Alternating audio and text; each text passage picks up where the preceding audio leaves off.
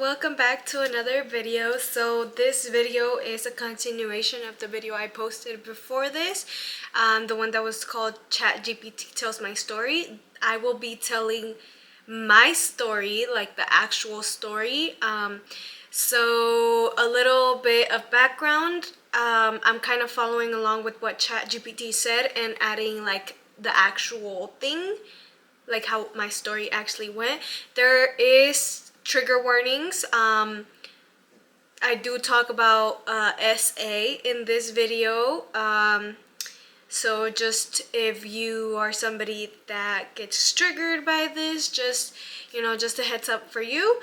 Maybe this is something you probably won't want to watch, and if you do want to watch, I'll put a warning where I start talking about it, just so you know, and I'll put it in the description below. Enjoy! I was 7 years old when I came to the United States. And yes, I didn't understand people at first. I mean, I obviously didn't speak English. I learned English in kindergarten, or not kindergarten, first grade. So in Mexico, I was supposed to be going to second grade, but when I got here, since I didn't know English, they put me in first grade.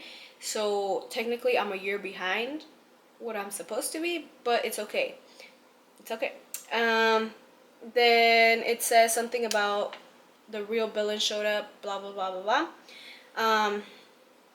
So what it means by that, or what ChatGPT was trying to say, is that I got sexually abused, sexually abused when I was entering high school, a little bit in middle school, but like middle school, it started like last year in middle school, which was like 8th grade, entering high school, and I eventually told my mom about it when I was a junior, I believe.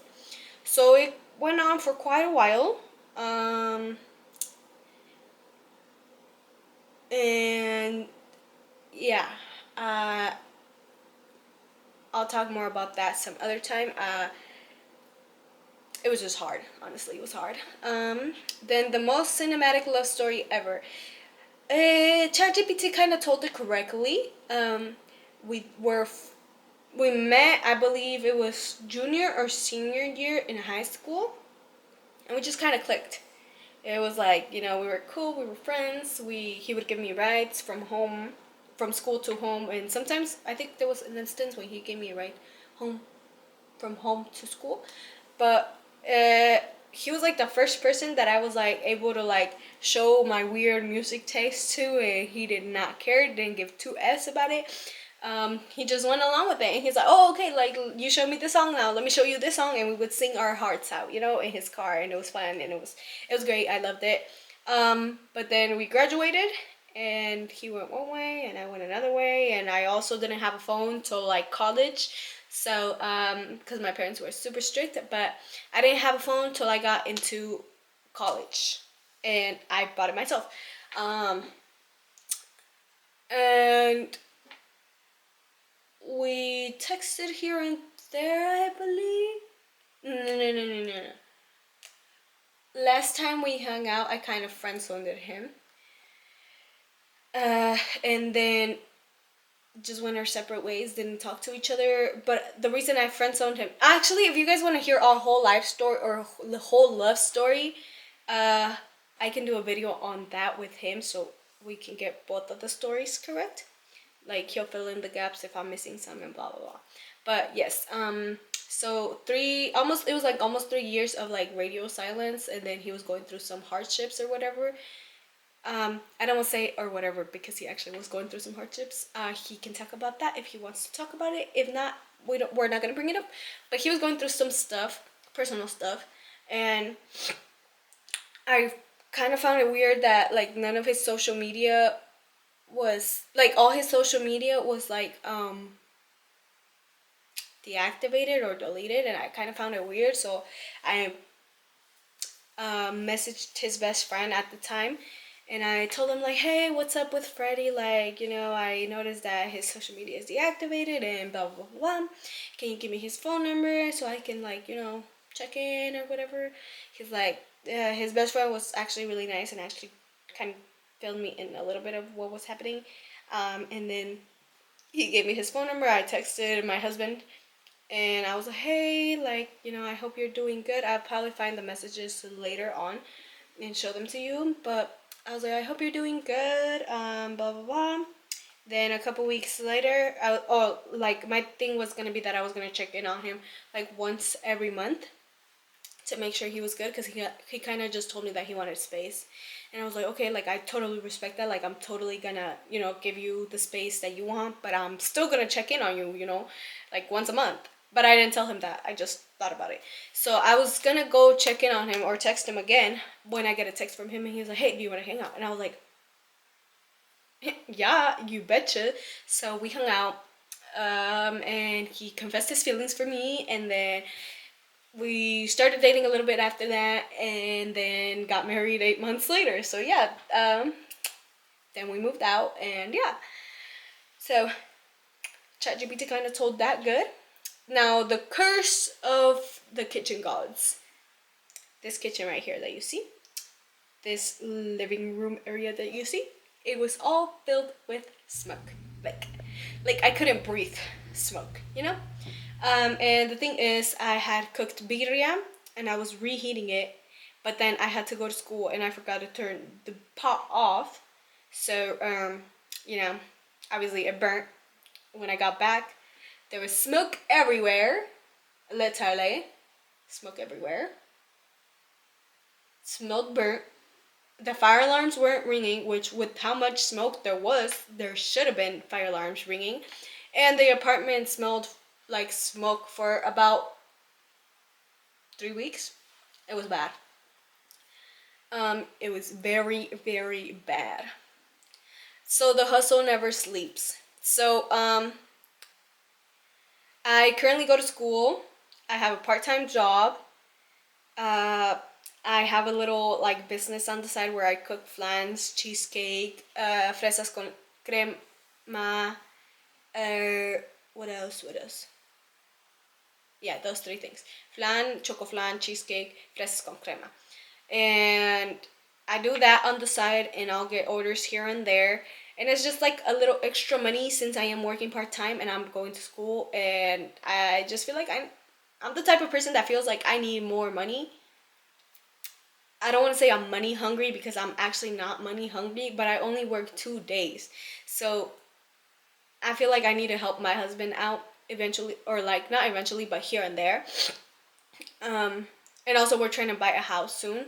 So I'm like we need as much money as we can saved up. So that's why I do the little flan businesses on the side. Plus, I low-key like making flanes. So yeah. And then the ribbons, I made like ribbons for like bouquets, like florists. Like it'll say like happy birthday, or just like little things like that. Will you be my girlfriend? Happy birthday, happy Mother's Day. Just things like that, and I'll do them and I'll sell them. But that business is kind of flopping. So to the people, to the florists that are seeing them, let me know, hit me up, I will make them for you. Yeah. Okay. So social work, currently in college studying social work, and the reason it says fighting for kids is because I want to do something that has to do with like kids, either that are being abused, like neglected, or like sexual, um just kids in general. So I want to be like either like a social worker at a school. And I know the social work system is not one of the best, but if I can help make it a little bit better, that's what I want to do, because some kids out there can't really fight for themselves. So that's what I want to do. I want to help kids. I want to protect them. I mean, they are our future. So if our kids are all screwed from a young age, what is our future gonna look like? If they're getting screwed over from a young age, what is our future really gonna look like? Like they're really not gonna trust anybody. They're gonna think like everybody is against them. So I just want to be that person that like helps them out and like tells them like, hey, like you got people that are like fighting for you. You got people that are on your side. You got people that believe you. That's why it's ChatGPT says fighting for kids who need someone to believe in them, you know? And then chapter 5, the soft reset. So lately I've been doing a lot of like self-improvement. I've been trying to get workouts in as much as possible. Although I don't know, it's a love-hate relationship. I when I was in middle school and in actually middle school, elementary through middle school, a little bit of high school, but I don't know if me getting essayed had anything to do with it, but I used to love sports like so much, and working out and all of that, like it was something that I actually enjoyed doing. But now it just kind of seems like a hassle or like a chore, like a job, instead of actually being fun for me. So I'm just trying to get up to me liking it again how I used to. So I'm doing like Pilates here and there, trying to do Pilates at least like 4 days a week. Um, just trying to build myself up, and consider it said considering 75 soft, which is a variation of like 75 hard, except 75 soft is like you read 10 pages of any book you want, not it doesn't have to be self-help, just any book you want, any book that interests you. You read 10 pages a day. You drink, I think it's at least 48 ounces of water a day. um you get one 45-minute workout in at least, and then you eat healthy as much as you can with like occasional snacks, or so it's not as hard as the 75 soft, but it is still like easing into it, trying to build yourself up, which is, I think, is a really great like option if you don't want to like go hard right in, because sometimes you will fail, and sometimes that's gonna cause you to not believe in yourself. If you like go into something and you fail, like it's just gonna be like, then what's the point if I keep failing, so I feel like 75 soft is like a thing that I could possibly do that will like help me build my confidence up to maybe trying 75 hard. um Another thing that says like washing your face every morning.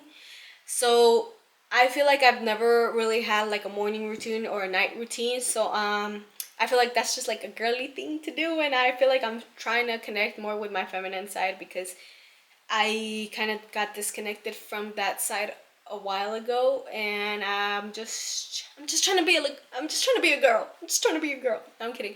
But I am trying to reconnect with that side more, and I'm trying to build my routines up, like morning routine and nighttime routine, which there is no routine yet.